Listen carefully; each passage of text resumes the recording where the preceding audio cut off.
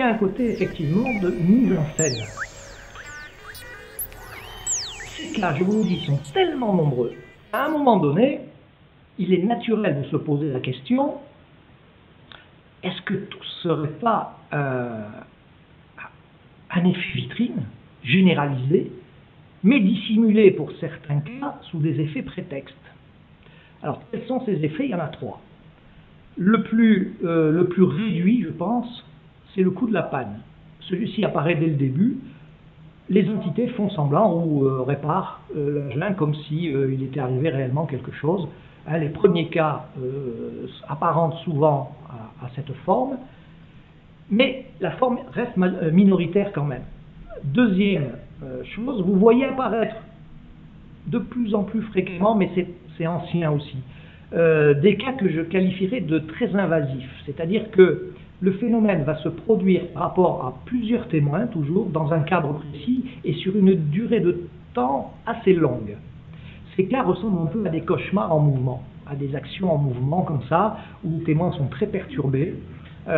Il n'y en a pas énormément, mais il y en a, et il me semble qu'il y en a de plus en plus.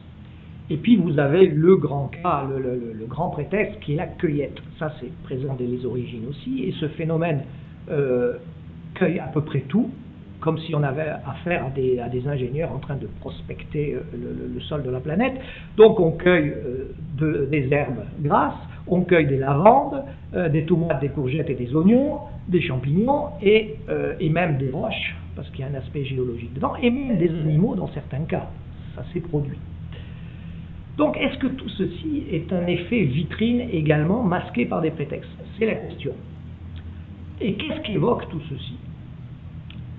Il est possible, ce n'est pas une certitude, mais c'est possible que depuis le début, on soit abusé par une sorte de cinéma virtuel ultra perfectionné et que l'on prenne au premier degré ce qui serait en fait des signifiants très perfectionnés et donc porteurs de signifiés. Autrement dit, on serait dans une forme de communication, mais à sens unique.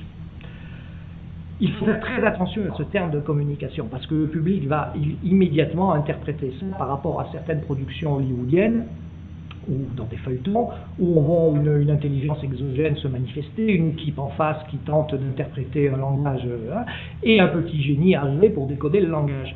Il ne s'agit de rien de tel dans cette affaire. La communication, si elle a lieu, est à sens unique et nous sommes les mauvais élèves de la classe relégués dans un coin de la cour de récréation. Parce qu'il y a une part à la fois mimétique, spéculaire, c'est-à-dire en miroir, et également symbolique dans cette communication. Quels sont les thèmes qui reviennent le plus souvent? Eh bien, c'est pas compliqué, il y en a 3 ou 4, je dirais plutôt 3.